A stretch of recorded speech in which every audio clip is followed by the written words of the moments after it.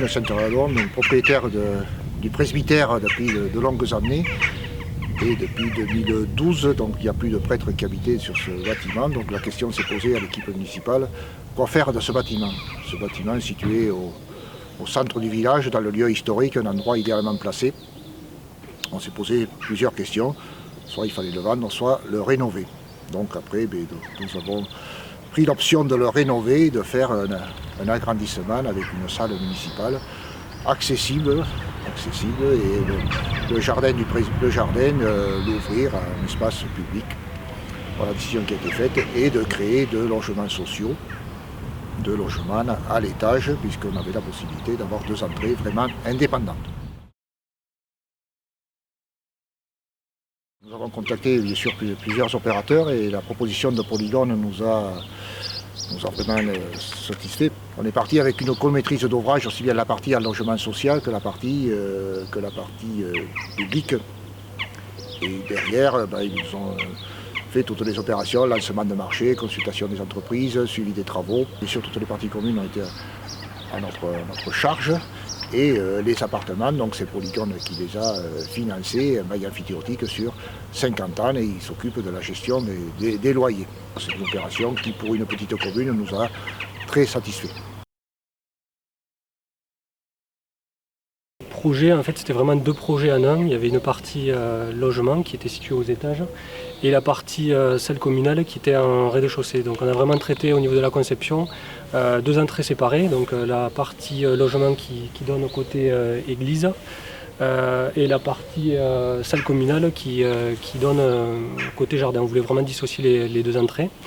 Une grosse difficulté apparue dès le début de la conception, c'était l'escalier existant qui était en fait situé au milieu du bâtiment, sous la tour qu'on voit. Donc on n'avait pas la possibilité de créer de grands plateaux pour les aménagements de logement. Donc le choix a été fait de vraiment déplacer cet escalier pour dégager en fait 2 grands plateaux pour créer des T3. En rez-de-chaussée, donc il y a deux salles en fait qui sont. Il y a une première salle qui est pour la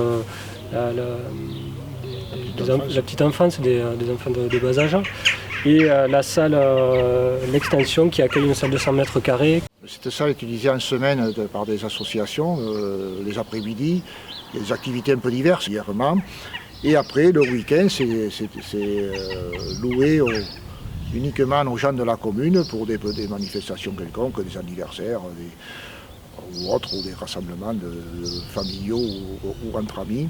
Et c'est aujourd'hui, le retour qu'on a, c'est très très apprécié, aussi bien en termes d'utilisation que d'endroits festifs un petit peu par là-dessus. Très très apprécié. Aujourd'hui, on n'a que des bons retours sur cette salle. On était à proximité de l'église de Saint-Radon, donc on était soumis à l'architecte des bâtiments de France. Donc dès les premières esquisses, on a voulu avoir son avis en amont du projet pour essayer de répondre au mieux à ses attentes. Donc l'idée a été vraiment de créer, de mettre en valeur le jardin, c'est ce qui était souhaité, de refaire l'enclos par des murs, refaire l'ensemble des murs, mais les rabaisser un petit peu pour qu'on ait cette ouverture vers le village.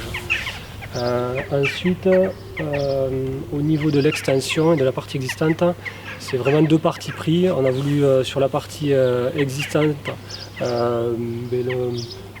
la rénover de façon traditionnelle, avec tous les codes que ça engendre. Et par contre, la partie extension, on voulait quelque chose un contre-projet en fait, par rapport à l'existant, et un volume qui s'efface par rapport au bâti existant. Donc on l'a mis en limite de propriété sur un coin, et on a utilisé en fait, des matériaux différents, mais en ayant quand même un rappel de la pierre, on a fait retourner le mur de l'enceinte du jardin sur l'extension pour qu'il s'intègre. On a fait une toiture végétalisée et on a essayé de travailler sur un bâtiment qui est le plus bas possible pour qu'il s'efface un petit peu par rapport au bâtiment existant. Les 2 salles communales, de par le cadre, on voulait vraiment qu'elles s'ouvrent sur le jardin. Donc c'est vrai que sur la partie extension, on a fait une grande baie vitrée en fait, qui donnait entièrement sur le jardin, protégée par un auvent quand même, parce qu'on est plein ouest. Et dans la partie existante, on a voulu créer de grandes ouvertures.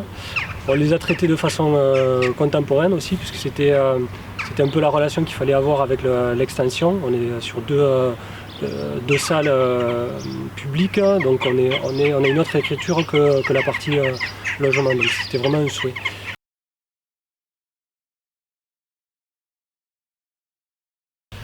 Au niveau du jardin, l'aménagement a été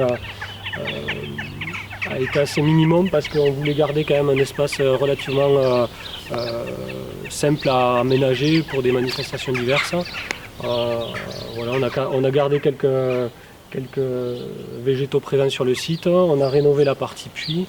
Et la volonté c'était vraiment de réduire les murs en pierre d'enceinte pour ouvrir le jardin sur le village. L'extérieur est très très apprécié puisque c'est un endroit calme au centre du village, ensoleillé, où c'est vrai que quand il y a des manifestations, l'été qui peuvent aussi bien être à l'extérieur comme à l'intérieur, donc je crois qu'aujourd'hui on ne peut que se réjouir de ce projet.